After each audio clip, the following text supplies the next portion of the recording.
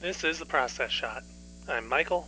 I'm stuck in a movie theater, and I've seen 2046, a Chinese romantic drama from Wong Kar-wai, made back in 2004, and a somewhat direct sequel to his previous film, In the Mood for Love. The film follows Mr. Chow again, some years after that film's events, during which time he has become a womanizer in an effort to forget his emotional pains.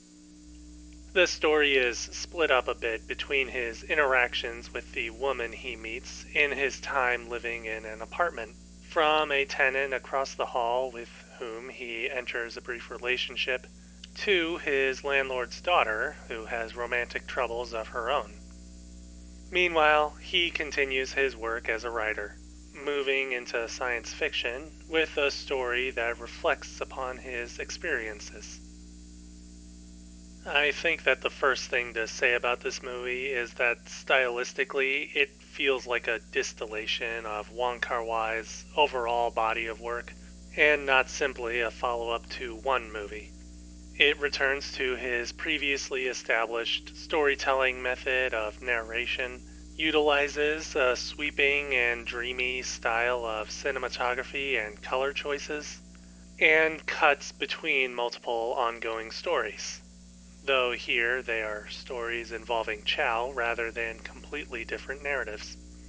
In any case, it's a well-made choice that places him at the center of events, and through his narration we essentially get a second look into his character from the previous film, building more upon how its events affected him, and, without saying too much, pushed him to where he is in 2046.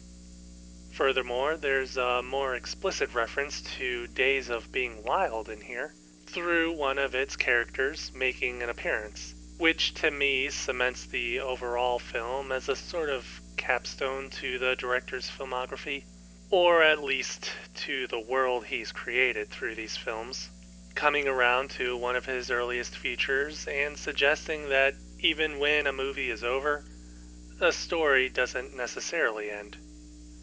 Or something like that.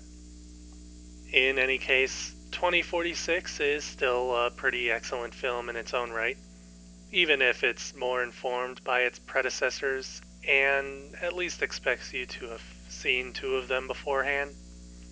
The film is still pretty easy to understand, and Chow's story is still complete in its development of his personality and character arc, but it certainly does depend on having seen In the Mood for Love beforehand if you want a fuller picture and don't want to just perceive Chow as a kind of a jerk.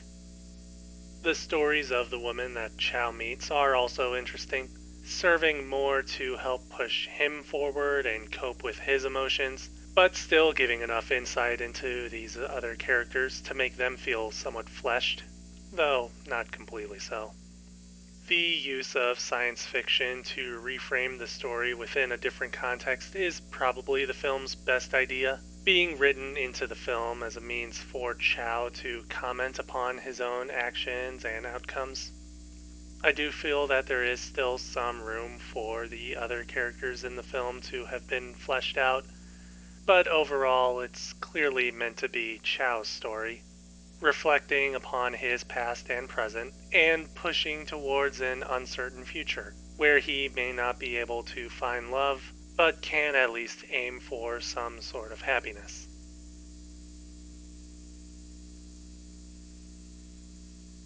"2046", Wong Kar-wai, 2004. 4.5 stars.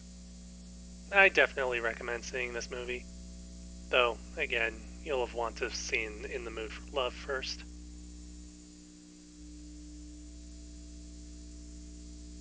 That's it for this review. If you liked it, leave a like. If you didn't, leave a comment. As always, subscribe to the channel if you'd like to see more reviews in the future.